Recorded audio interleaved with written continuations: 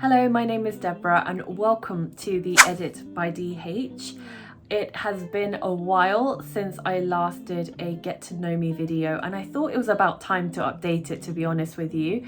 I first started my channel around the pandemic time, as did most people. You know, at the time I was so new to vlogging, I was so new to doing YouTube, and you know, I feel like I have grown a little bit as a person and as a blogger since then, and it felt fitting to do an updated get to know me video. So like I said, my name is Deborah. I have been blogging for about 2 or 3 years. Even though I like to blog about many different things, I feel like my niche is really skincare, makeup, cosmetics, purely because I used to work in the beauty industry. And even though I worked in the beauty industry for, I say only 6 or 7 years, I worked in the flagship boutique stores where people were hand selected to work there based on their experience, based on their skill set, and it was really the creme de la creme that worked in those stores. And I was so fortunate to work with some of the most amazing, and alongside some of the most amazing and talented artists, probably the best in London. And I worked for brands like Bobbi Brown and NARS, and during that time I learned so much from others about myself through the customers and clientele that we had.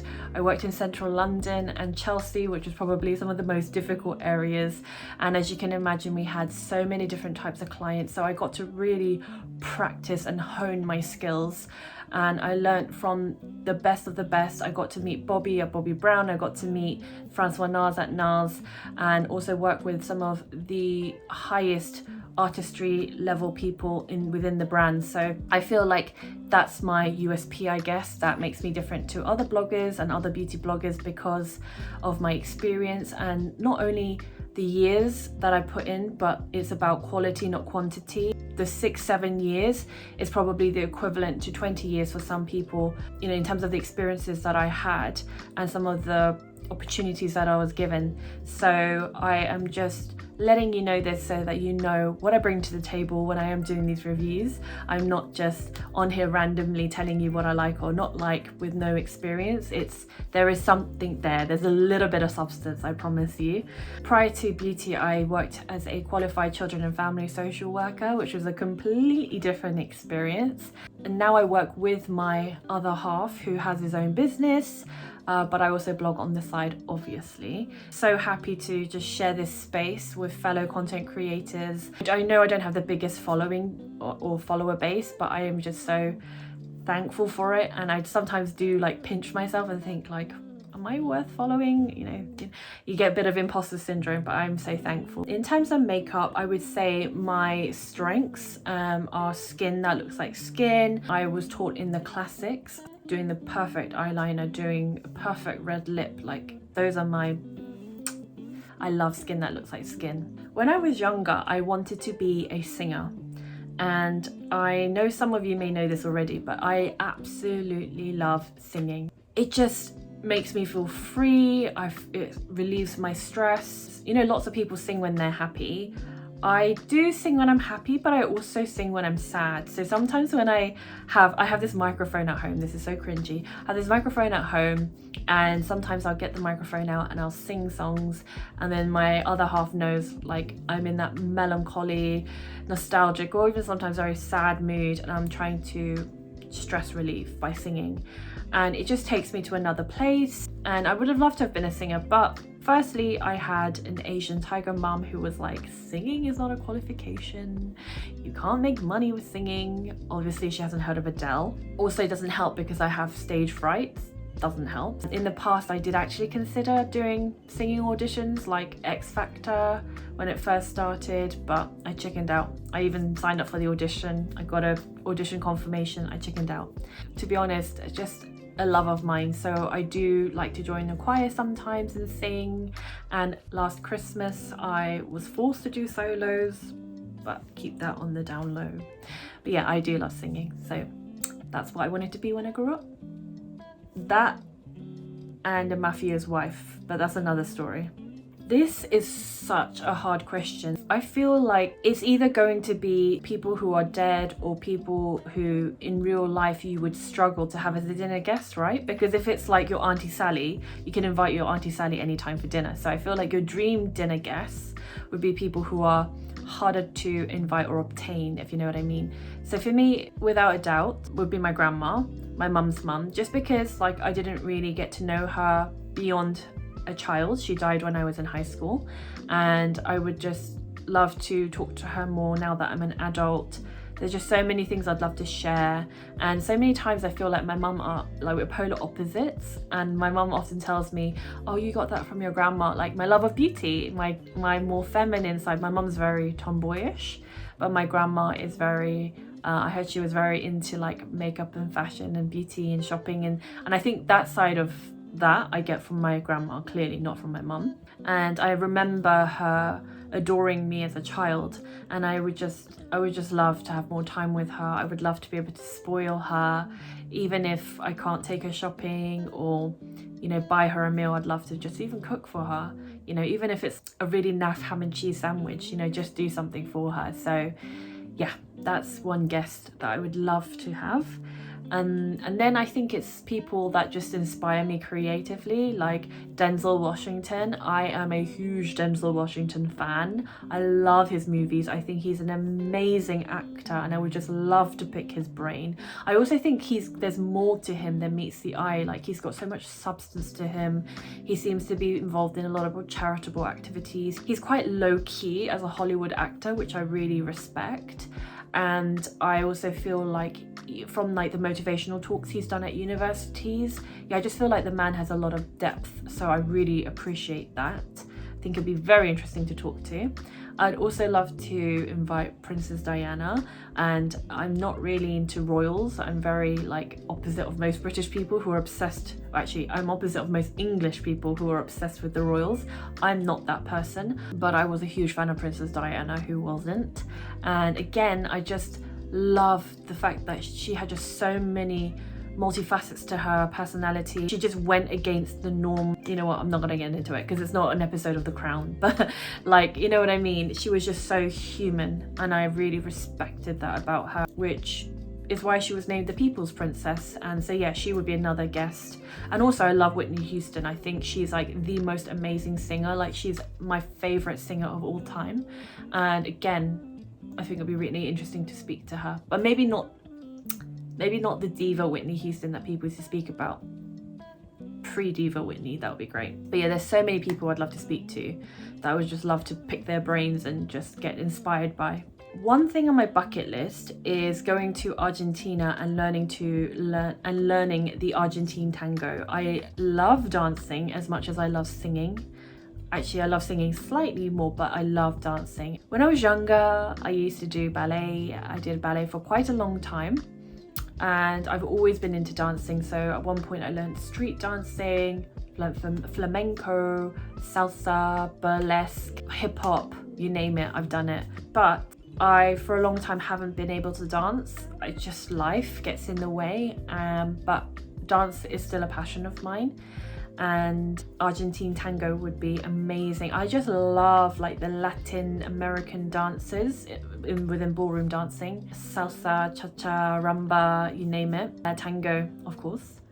And so that's one thing that would be on my bucket list. It would probably be teleportation, because I feel like so much time is wasted in traveling. And I think, like, although I love traveling, I don't love the going to the airport, you know, going through security in the airport, waiting in said airport for what feels like 10 years, being on the aeroplane for what feels like another 10 years, and then, you know, going from that airport to the actual hotel. It's just long-winded. And also I get very travel sick. I suffer severely from motion sickness. So for me, when I'm traveling, it's kind of a very conflicting feeling. On one hand, I'm so excited to go to, you know, a specific country and be like, yes, I'm gonna eat all the food and enjoy the sunshine. But on the other hand, I'm like, great, I'm gonna be sick as well before I get there. So it's like the suffering and the torment before I have the joyous side of it. But yeah, if I could, it would be teleportation. And even commuting. How much time would you save with commuting if you could just click your fingers and be in a destination? That would be fantastic. I absolutely love languages. That would be my second superpower. It's between teleportation and languages. I would love to just switch between languages and speak to people. It's different. You connect with people on a different level when you can speak their native language and tongue. And I think that's so evident with like those YouTubers. They're multilingual and they're capable of speaking so many different languages. I'm so envious when I watch programs like that. And you just see that the person's so skeptical, or they're very like suspicious or closed off to the foreigner, and then the foreigner speaks their language and it just makes them smile, it opens them up, and it creates a conversation and really gives an opportunity for a relationship to be developed, potentially like a friendship.